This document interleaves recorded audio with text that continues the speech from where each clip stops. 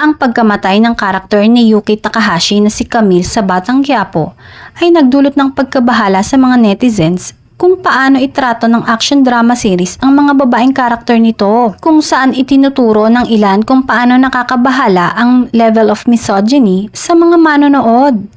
Ang misogyny ay ang pagkamuhi sa mga babae o babae na makikita sa mga gawain ng diskriminasyon, paninira at karahasan sa kanila. Sa August 23 episode ng action drama, isang buntis na si Camille ang namatay sa kamay ng kanyang live-in partner na si David Dimagiba sa kabila ng pakikipaglaban para sa kanyang buhay sa intensive care unit sa isang ospital. Ang ex-page ng Batang Quiapos production company na Dreamhouse Entertainment ay nagpaalam sa karakter ni Takahashi sa parehong araw. Ngunit ang post ay dinagsa ng pag-aalala ng mga manonood kung paano itrato ng palabas ang mga babaeng karakter nito. Matatanda ang nagpaalam si Ivana Alawi sa kanyang karakter na si Bubbles noong July 2024, habang tinapos ni Lovie Poe ang kanyang stint bilang Mokang noong January ng parehong taon.